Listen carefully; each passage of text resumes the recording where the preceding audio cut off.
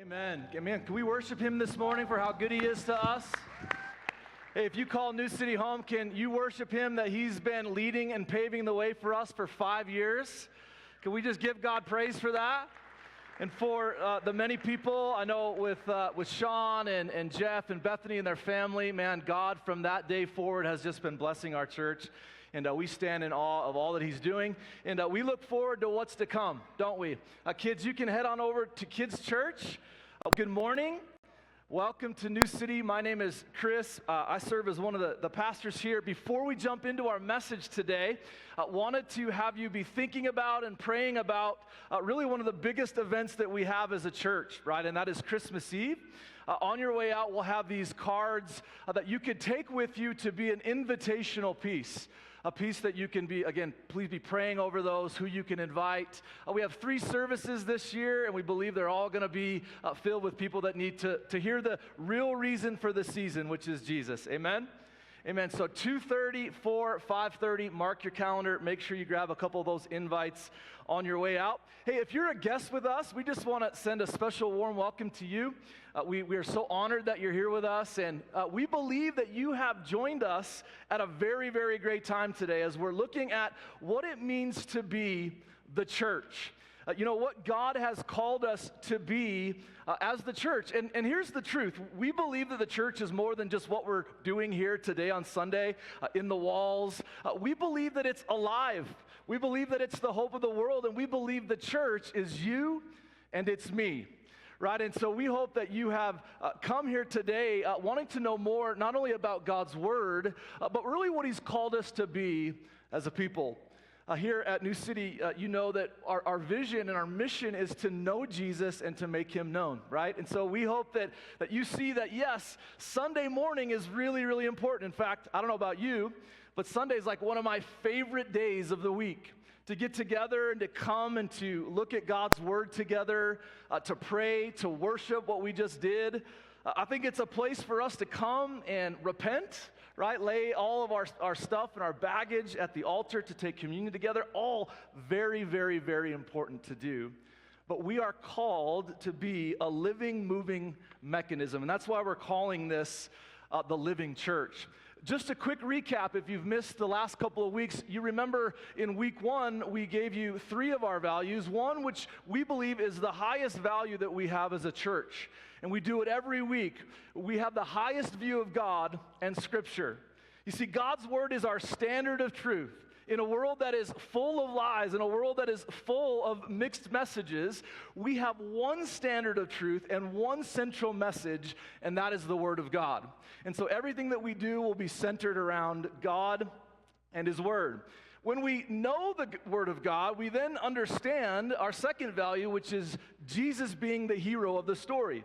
Did you know that from the very first page in God's Word to the very last page, it's centered around the person and the work of Jesus Christ, right? And so when we say we believe in God's Word, we see that Jesus is the centerpiece of the story.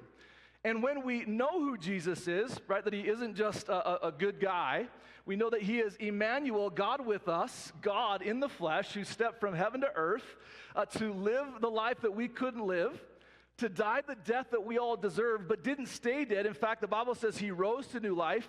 We have a big faith because the same power that raised God from the dead now lives in us. Amen. Right? So that's what we talked about in week 1. And then we moved quickly into week 2 where we see that really church is about community, isn't it? We are better together. The Christian life was never meant to be lived alone.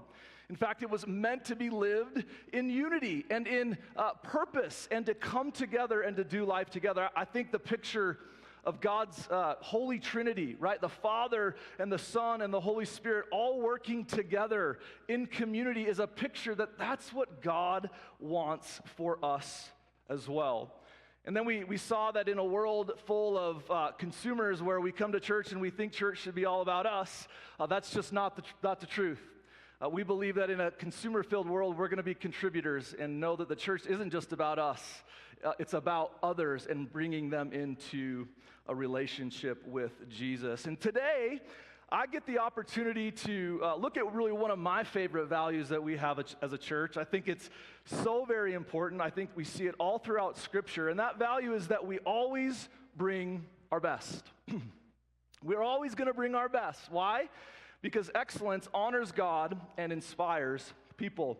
Now, how many of you have been to a restaurant, and when you go into the restaurant and you visit the bathroom, if you were to see a very dirty bathroom versus a clean bathroom, how would that make you feel? Probably you're going to walk out, right? You don't want to eat after you're looking at that bathroom, right? Or how about when the food comes out and it's lukewarm? It's not excellent. Chances are you're probably not going to go back, right? Have you ever left a restaurant where the service was just amazing? Other things could have really been subpar, but you're like, man, that service was just really amazing. It was excellent. You're probably going to give it another shot, right? There's a picture of how important excellence really is. I love the internet. Just so you know, there's this thing called the internet out there. I don't know if you know that, but I love it. And I was looking at this picture like, what does it mean to be excellent? I came across this website, and it was showing like people who didn't have a high value of excellence in their job, and it came with pictures. This is the best thing I wanted to share with you. I was literally in front of my computer screen, like almost laughing in tears. Like it was just, I want to share some of these with you. The first is this. Taking a USB card to a cake shop and saying, hey, I got some pictures on this USB card. I want you to make me a cake. Well, this is what you get. Probably never going to go there again, right? How about this? I mean, that rock is not that big. You can move that rock. Who is the genius that put all of those 90s and those T-bars in there? That's not excellent work, right? We do some home improvement. This wasn't us. Wasn't me at my home, but like, could you imagine this? If my wife, who's the house foreman, saw this, I'd be fired immediately. Right? For those of you who love McDonald's because we believe, oh, actually, this is Jordan Jackson. He actually does some things on the side. I was helping him with his baseboards, and I'm like, bro, is this for real? Is this the kind of work you're putting out there? No, just kidding.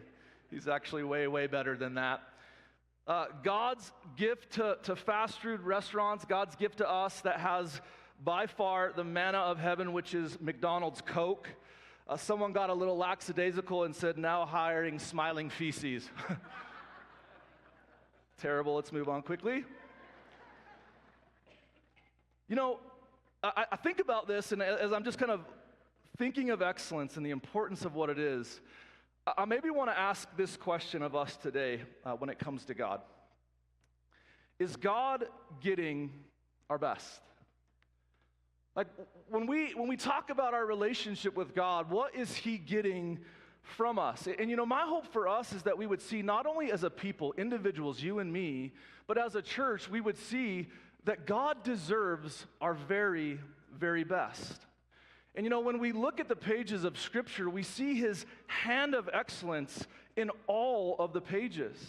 You know, we have this verse that we kind of wrap this around, and it's in Colossians chapter 3, verse 23 through 24, and it says, in all the work that you are doing, work the best that you can.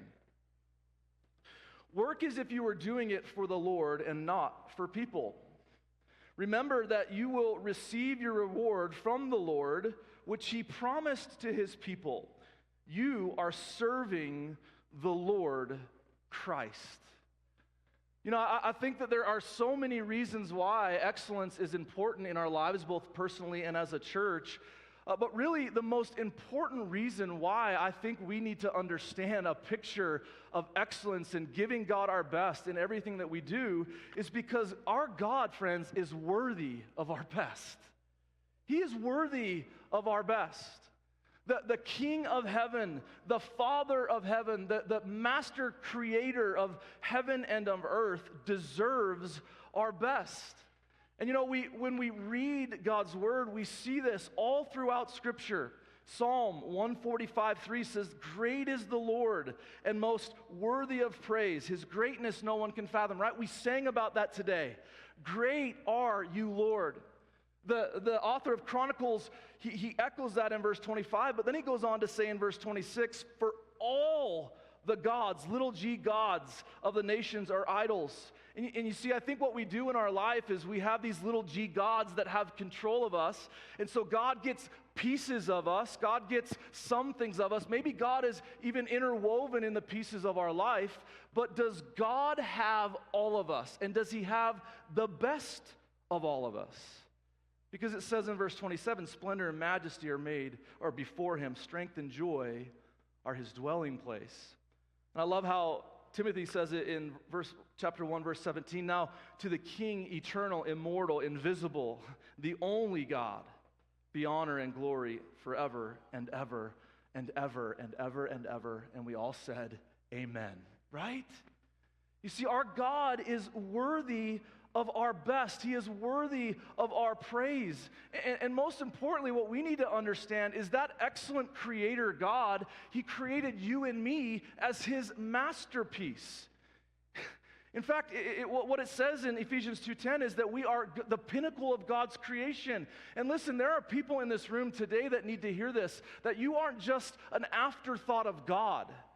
That you aren't just this picture of, hey, I'm just going about doing my life. No, the master creator who is excellent in everything that he has done, he created you as his masterpiece.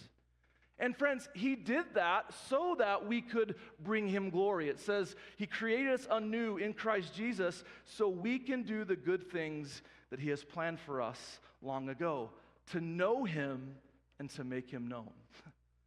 You know, and again, I think oftentimes what happens, and I know this was really convicting for me, even as I was thinking about this today, like, do I give God my best? Does he have the best parts of me? And I can honestly say, not all of the time. And so when we look at God's word, do we look at it as something that can challenge us to say, wow, our God is so good. He created us in his excellence and in his goodness to bring him honor. Am I doing things with the power of God in my life? Am I saying, God, you are the centerpiece of everything that I do? And you know, I think what happens is that, again, that God gets pieces of us, but he doesn't get all of us. And my hope is that we can be a people, we can be a church that says, God, I want to give you all of us. This isn't anything new. In fact, we read about this in Malachi chapter 1 where they were not giving God their best. In verse 6, it says, a son honors his father and a servant his master. If then I am a father, where is my honor? This is God speaking. And if I'm a master, where is my fear, says the Lord of hosts to you, O priest, who despise my name. But you say, how have we despised your name, right? We say this in our life.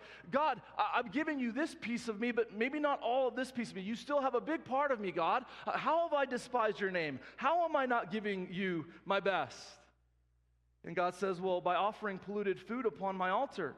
But you say, how have I polluted you? By saying that the Lord's table may be despised. And in verse 8 it says, when you offer blind animals in sacrifice, is that not evil? And when you offer those that are lame or sick, is that not evil? To give you some context of what's happening here, God gave very specific plans to an unholy people to be made holy again. And he does this in Leviticus chapter 21 and 22. We don't have time to dig into it, but I challenge you. It's really a picture of God's excellence and him demanding that from his priests and from his people. But what we see is that they weren't giving God his best. And he was really rebuking them. Malachi was rebuking them. And you know, I was talking to Pastor Sean about this a little bit, and he said, like, this would be like a Dallas Cowboys fan inviting a San Francisco 49ers fan to a football game. Now, there's a lot of heaviness in what this is. Now, I was like, well, I can't really put my Falcons in that picture because we're like 2-7. And Dallas is like, I think 3-7-1. So if you're a Dallas Cowboys fan, God has grace for you today. But really, honestly, like when we look at this, all jokes aside, can you identify things in your life, because I know that I can in my life, where I haven't given God my best? And you know, I think sometimes God, in not a judgment or condemning kind of way, God in a loving, caring, kind of way says that I am the Lord your God. I am the provider of everything that you have, even the breath that you have. I am the one true living God who gave you my best in my Son, Jesus Christ, so that you could have everything that you have done forgiven and that you can be restored and renewed. You see, if we just took a moment and thought about the gravity of what God has given us in His best, in His Son, in His sacrifice, what if God gave us His second best? What would that mean for you and for me? I mean, I think that the picture here is that God deserves our best, not our leftovers. So what do we do with that? Again, really heavy, right? And I hope that you don't hear this as like this is a do-better sermon. You got to do all of these things, and you got to make sure that you're checking off all the boxes, and you're holy, holy, holy. No, that's not what this is. This is saying that our God is holy, and He gives us His righteousness through His Son, Jesus Christ, and then the power of the Spirit of God resides in us so that we can give God our best. Do we understand that? And we do that because of what the author of Corinthians says. We eat or drink, whatever we do, it's all for the glory of God. We always bring our best. We look to be excellent in everything that we do because God is worthy of it. We also do it because excellence creates influence. Now, Solomon, the writer of Proverbs, he says this in Proverbs 22:29. He says, "Do you see a man skillful in his work? He will stand before kings. He will not stand before obscure men." You see, what Solomon is saying here is he's using this term, this Hebrew word mahir, and what it means, it doesn't mean perfection. It actually means that someone is diligent, they're prepared, they're skilled, and they're working hard at something. They're working hard, and so the picture that we're getting here is that Solomon is saying is someone who is diligent, prepared, and ready is going to stand before kings. So he's giving us this picture that not only does excellence honor God, but it inspires other people to want to know God too. You know, I think that this is important for us to understand. Excellence is not about perfection. Excellence is about preparation. It's not about having everything lined up and in order and being perfect. No, it's about what are we doing in our preparation to honor God with the life that He has given us. I think this is why we notice when the bathroom isn't clean, right? I think this is why we notice when the food isn't excellent. I think this is why we notice when we look at an iPhone and say this is far superior than Android, right? Like, we notice the important details that God has gifted in excellence. Think about a musician who is skilled at what they do, right? You look at it and you're just like, whoa. Like fingers moving up the guitar and making this beautiful sound, and when I do it, it doesn't sound anything like that, right? Excellence honors God, and it inspires people. So what does this look like? Like, what's the practical challenge for you and me in our life? That we don't just look at a value up there and say, oh, excellence honors God and inspires people, great. Well, no, we look at the value and say, how do I apply this to my life? If I see that God is worthy of my praise, how do I praise Him more? How do I allow Him to be the Lord of my life so that it impacts my marriage? How do I allow God and the power of the Spirit to help me to be a better spouse, right? To be a better father or a mother, to be a better student, young people in this room. You know, how does what God has done in you in your life give you influence so that you can go out and point people to Jesus? I think about this at work, right? Has anybody ever heard of a performance evaluation? Like, we have this, don't we? And we know that maybe success isn't always guaranteed in an earthly work position, but we definitely know that diligent, hard work, mahir, really makes a difference. And so if you have a boss that says, hey, we're going to do an evaluation on the way that you've been doing your job, if you're doing an excellent job, if you're skilled and dutiful and prepared, you may get the raise. You may get a position of influence. But I can guarantee you, if you're not meeting the metrics in your job, there is going to be ramifications, right? And so this picture is that how am I in my job, how am I living to honor God in both the skillful work that I do, but also my loving people, right? In relationships, the amount of time that I give into something. Am I adding value, right? There's all of the positions that we are in life that we can really just say, God, are you getting my very best? You're getting my best. I think about it in the church, right? The Apostle Paul in the book of Romans, he talks about God giving every single one of us, his children, a gift, a spiritual gift to bring glory to God. And it says in 12 verse 6, in his grace, God has given us different gifts for doing certain things well. So if God has given you the ability to prophesy, speak out with as much faith as God has given you. If your gift is serving others, serve them well. If you're a teacher, teach well. If your gift is to encourage others, be encouraging. If it's giving, give generously. If God's giving you leadership, take responsibility seriously. If you have a gift of showing kindness, do it to others and do it gladly. See, what we need to understand first and foremost is that God has gifted and called each and every single one of us if you are a follower of Jesus Christ.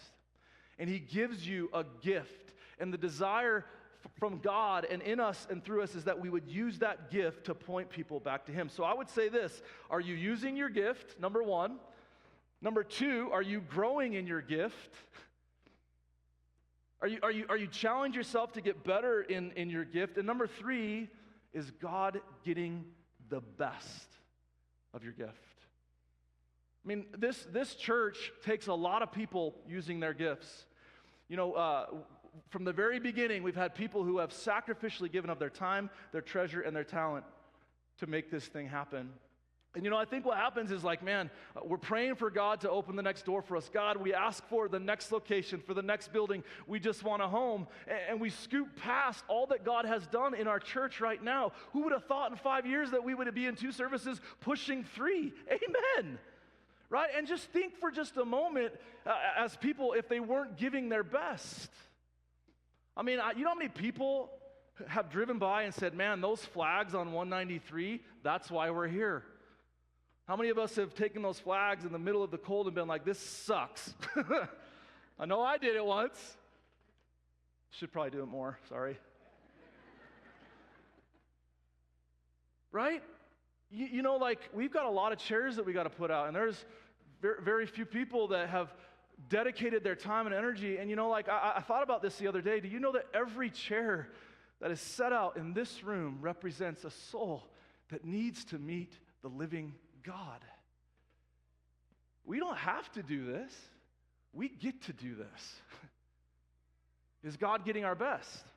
I mean, I can tell you right now, when it comes on the times that I'm not preaching, where I can come in a little bit later, but around 7 o'clock, when we come in here, well, it was 7:30 last week, Pastor Joel got mad at me. I'm sorry, I came late. But like, being like, oh man, God, when are you gonna give us a building? Instead of saying, God, look at all that you're doing. Look what you're doing. Look what you're doing. You know, excellence is doing ordinary things extraordinarily well. That was a quote from John W. Gardner. You see, we give our best to God because he's worthy of it. We do it because it honors him and it inspires people to want to know him more. But most importantly, again, and I think I don't want anything to be missed, but we need to understand this. We bring our best because God is in us. He's in us. Daniel, a good picture of just a man who God had his hand all over, says this in Daniel chapter 6, verse 3, then this Daniel became distinguished above all the other high officials and satraps. Because listen, friends, it wasn't anything that Daniel could do. In fact, Daniel was very flawed. Daniel made a lot of mistakes. It wasn't anything to do with him. Do you know what it was? It was because there was an excellent spirit in him. The same God, the same Spirit, the same power that rose Jesus from the grave is excellent. There's nothing that can hold it back, and he lives in you and me. If you are a follower in Christ Jesus, he deserves our very best. He empowers us to give our very, very best. But it takes work. Mahir, diligent preparation, honor in everything that we do. And here's what I want you to know. God God invites us. This isn't something that he says, I'm going to lord over you, I'm going to command you when you fall short, I'm going to condemn you. No, God invites us in this beautiful picture of us working with him, that we get to honor God with our lives because of the Spirit living in us. I get to be a part of a church that desires to grow because we believe that God can do far more than we can even possibly think or imagine. It's God and his power and his Spirit in us, but it takes work. You know, if I want to be in better shape, it takes work, doesn't it? Right? I got to change my diet. I got to change my routines. I might need to get more sleep. If I want to get strong and fit, I have to probably go to the gym, right? If I want to get strong, it's going to take work in my life. Now, wouldn't it be just so nice if we could say, man, I think that I should have a six-pack, and I don't have to do anything about it, and I just had a six-pack. Wouldn't that be awesome? We'd be all ripped. But that's not how it works. It takes work. And likewise, if we aren't willing to do the things that are necessary in our life, we can feel the negative after effects of that. Now, I just want to pause for just a moment, and I don't know why God did this. This is a question that I have for him. Maybe you have as well. But why is it that it takes so long to get in shape, but it's so easy to be the fattest you've ever been in your possible life? Have you ever wondered that? Like, God, I did CrossFit for like 5 years, 6 days a week, and I swear I didn't ever see that I had results. But it took me 6 months to be the heaviest I've ever been, right? It's like, God. But when it comes to spiritual growth, I think it's important that when we say yes to God, yeah, we're a new creation. We're a new creation. We are given new life. But friends, we have old ways that we need the power of the Spirit to sanctify us, to change us, to challenge us, to sharpen us. And it takes work. And what happens when you don't go to the gym and you go the first time? It hurts. It hurts. My little brother, he passed away, and I got really depressed. I stopped going to CrossFit. 6 months later, I tried to do exactly what I did before I did that, and I couldn't walk for like a year. So you know what that means, like when you go to the bathroom. It's not good. It's not good. It takes work. It takes work. Now I want us to understand that this isn't behavior modification. Friends, this is the Spirit working in us. Ephesians 2:8-9 said, "It is by grace we have been saved through faith, and this is not of ourselves, so that none can boast." But what it does mean is that when we've experienced the living God and the transformation that he's giving us, a life new created in Christ Jesus, it means that he gets our best. And when he gets our best, it means we work to be in relationship with him. That's the truth. 1 Timothy 4:7 says, have nothing to do with godless myths and old wives' tales, rather, train yourself to be godly. He's saying all of the periphery outside the world, the lies, the things that it's telling us, all of those things, do not get sucked into those patterns. Instead, we have to train ourselves to be godly. He says for physical training is of some value, but godliness has value for all things, holding promise for both the present life and the life to come. You see, what that means is, as I live to honor God and as I get closer to the one, connected to the vine, I'm producing fruit. And so here on earth, my life is going to change. I'm going to have more joy, peace, patience, kindness, goodness, self-control, because that is me connecting and training in godliness through the power of the Holy Spirit. But the promise is even greater than that. One day in the life to come, when this world is not as it should be, God's going to create a new heaven and a new earth, and we're going to boldly walk in, and he's going to say, well done, my good and faithful servant. Number one, that you accepted Christ Jesus as your Savior, but number two, you lived to honor him. That's our call as believers. And hopefully we're not doing this to say, listen, discipline, friends, it's not legalism. Discipline is a grace-driven effort. Every day as I fell, I say, God, I need you more. Less of me, more of you. Less of me, more on you. When there's more of me and less of you, this is a terrible, terrible life. Jesus said in Matthew chapter 6, if you remember, he said, don't do these things to look good on the outside. Do these things in hiding, and the Lord will what? He will reward you. This isn't, hey, look at me, I'm better. No, this is saying, God, it's all about you. Begin to work in me in the quiet place through your excellent Spirit. Begin to break me and make me more like you. Now, we don't have time to go through all of these things, but what are ways that we can be excellent in our spiritual disciplines? All of these things. Now, look, I'm not saying that you've got to go down this list and get all of them right. What I would say is, what's one area in your life today that you can say, God, you haven't gotten my best? And because of what you've done for me and your desire to want to be closer in relationship with me, what can I do to take one step in one of these areas of my life? Is it to make God's word the centerpiece of your life?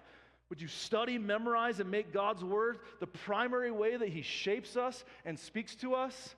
Maybe for some of us, it's that we need to slow down. We've just had all of these things in life, and we're running in every other direction, and we haven't stopped and said, God, what are you saying to me? Maybe we rest in his presence. We'll be in fellowship. Are you in a city group, right? Like, what is the step that you can take? Are you serving to say, God, you maybe haven't gotten the best. I want to switch, and I want to give you that. This is just one of many things. If you follow along with us on the YouVersion Bible app, it's all there. You can take a look at that. There's a story that I read of an Olympic archer, and she was an Olympian, and she said something very, very powerful. She said that people only see the few seconds when I release the arrow into the target and the result of what that is. What they don't see, she said, are thousands of hours spent drawing the bow, shooting the arrow in silence, repetitive, hidden, lonely training. And here's what she said: my greatest victories were won in the hours that no one else watched. God's there with you. He's watching. He wants the best of you. In fact, he's calling us. He's wooing us. He's drawing us near to him. So I guess as we end today, the biggest question maybe that we would take out of any of what was said today is why? Why should I do this? Like why? Yes, he's worthy. Yes, he's glorious. Yes, it can impact the world around me. Yes, all of those things are important. But here's the truth, and this is the heartbeat of the gospel. The reason why, the motivation for you and for me to give our best is because of what Jesus did for you and me. Christ is the ultimate motivation for excellence. Christ alone is the motivation that we are diligent and we work hard to allow the Spirit to bring excellence in our life. Nothing else. Imagine if you were given a bicycle, a used bicycle, and someone said, hey, I want you to have this bicycle. And you're like, first of all, I don't like to ride bikes, and it's ugly and it's used. Right? You might put it away, give it to your kids. You might say, okay, I can maybe find use for this one day. Or you might even throw it away. That's what I would do. I'd throw it away. But then imagine if another person gave you a vehicle, a brand new vehicle, your dream car, right? What would you do with that? I would drive the heck out of it, wouldn't you? I would take care of it. Some of you would sell it. You're cheap. That's okay. I would drive it. But what's the point? Well, here's the thing. A gift values, a gift's excellence in its level, a gift's value demands responsibility. Do you believe that? And so when I look at Jesus, if we've said yes to Jesus, Jesus says that I have forgiven your sin, past, present, and future. I, through my Son, have brought the righteousness of God upon you. And the way that you come to me is through Jesus and his name alone. And when you do that, I give you new life. And you see, that gift that he has given us, new life, it demands something from you and from me. It demands that we let the power and the Spirit of God work in us and through us to live to honor him because of his name, Jesus. Philippians 3:8, yes, everything else is worthless when compared with the infinite value of knowing Christ Jesus, my Lord. Do you believe that? Christ follower, do you believe that? That everything else is worthless compared with the infinite value of knowing Christ Jesus? If I'm honest, there have been times in my life where I have valued other things more than I have the gift of God. And my hope, again, isn't to shame myself or to shame us in this room, but it would be saying, would we begin to reshape and reshift our mind to understand that he is worthy. Jesus is worthy. For his sake, I've discarded then everything else, counting it as garbage, so that I would gain Christ and become one with him. I no longer count on my own righteousness, Rather, I become righteous through faith in Christ. For God's way of making us right with himself depends on what? Our faith. I want to know Christ and experience the mighty power that raised him from the dead. I want to suffer with him, sharing in his death. The goal here is not mere discipline, friends, but it's delight in Jesus Christ. Is God getting our best? Now, I believe today, friends, that the number one way that you can give your best to God is to receive his best from heaven. Isn't that amazing? that there's nothing of value, of honor that I can give God, but what he does instead is he replaces that and he gives me himself in his son Jesus Christ so that I can receive the righteousness and honor of God. If you have not done that today, this is your opportunity. The Bible says that if you believe in your heart and confess with your mouth that Jesus is Lord and that God raised him from the dead, you will be saved. You will be created anew in Christ Jesus. It is that easy. But then here's the question. For those of us who have said yes to Jesus, has it now gotten that concept, that idea, that God, that living Savior, his righteousness in us, is he getting our best as a people and as a church? I hope would be the answer, would be yes. If not, may we just say, God, would you empower us to do that today? Let's pray. Father, I thank you for your word. I thank you that your grace it's unending, it's unlimited. Your grace is given freely, regardless of who we are and what we do.